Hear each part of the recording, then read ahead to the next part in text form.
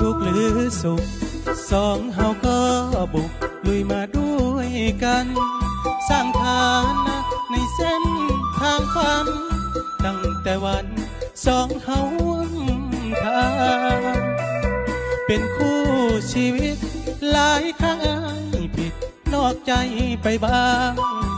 ขอบใจอีลีเดอร์นาที่ยังเคียงข้างวันนี้หลายที่หลายหนที่เฮ็ดให้หน้ามนห้องไทยหลายคราที่เจ้าเสียใจ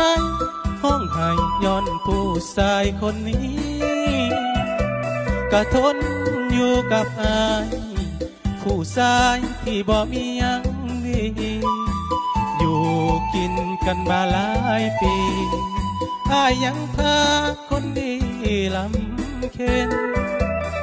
คอยพันปัญหามีน้องมาสอยอายยามท้อมีเจ้านั้นน้องสอยได้ยามอายเจ็บเป็นอยู่ห่วมกันมาหลายปีลำบากยากเข็นไอ้พาน้องนางลำเค็น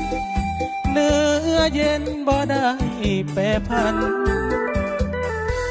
ยามอายเดียวดายคนข้างกายอายนั้นคือเจ้าในยามเวลาอายเศร้ายังมีเจ้าเว้าปลอบทุกวันหลายปีผ่านมาน้องมีค่ากับอายจอมขวัญขอบใจฟ้าที่บันดาลให้เจ้านั้นเป็นคู่วันนี้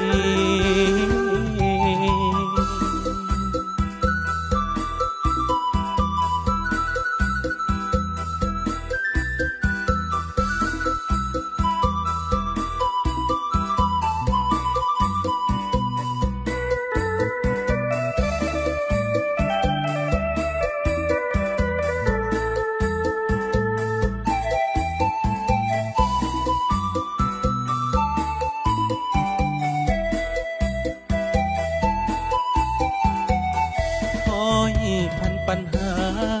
พี่น้องมาสอยอายยามท้อ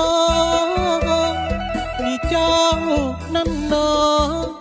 สอยได้ยามอายเจ็บเป็นอยู่ร่วมกันมา